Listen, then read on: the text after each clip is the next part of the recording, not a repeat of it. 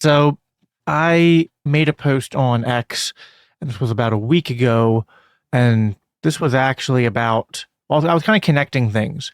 I was critiquing the state of Israel and the concept of Zionism, which I would construe as a sort of ethno-Jewish nationalism.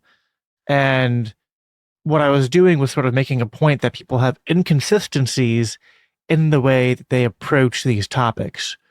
So to read my post, what I said was, and what I was quoting a post made by like Israel's Twitter account. What they said was 10 million strong, resilient, unbreakable Israelis, 10 million Jews, Muslims, and Christians living side by side in the only Jewish democracy in the world. 10 million reasons to never give up. Here's the 2025.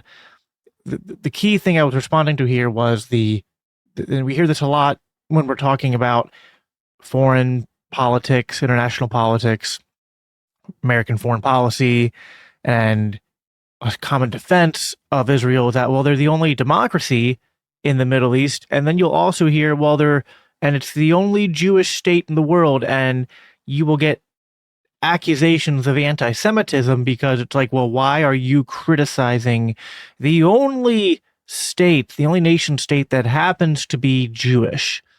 And so my post was a response to that because I kind of find that a little bit wild of a way to approach that conversation. So I quote tweeted that and said, if it's okay to have a Jewish nation or democracy, why not a white nation or a Christian nation or any other ethnic or religious nation, or just swap out nation for democracy?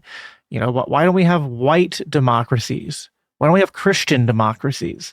Why don't we encourage I don't know of a black democracy in the world. Like, for every ethnic or religious category you could think of, you can go further, right? You could go intra-religious or intra-racial and ethnic, right? So like within white, because white's kind of just ambiguous. We get to Irish and things like that. Now, to some extent, these things do exist, right? You have Ireland, you have France, you have Scotland, which is part of England. So actually, they don't have their own nation. I think what I'm doing here is demonstrating this gets very muddy. And you could do it for some religious categories too, like, you know, where's our Catholic nation? Where's our Reformed Baptist nation, right? So this gets very silly to be like, well, we have, you know, this is the only Jewish democracy. It's like, well, is that sort of the basis we should be approaching the global order? What is normative in terms of political structures? It's like, well, this is identity politics, right?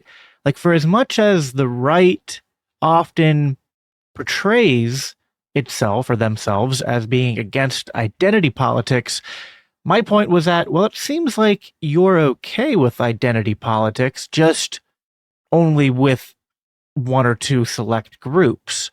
And it's funny because a lot of the people on the right will call out Christian nationalism, which, to be fair, I also criticize Christian nationalism. But when they call out Christian nationalism, they're not critiquing it from a place of sound biblical theology or libertarian first principles of consistent opposition to identity politics.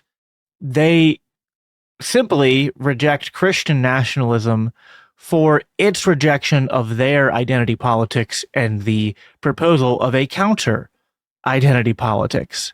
And that's not something that I feel like I can get behind or champion, and rather it seems like something I need to criticize while simultaneously criticizing Christian nationalism.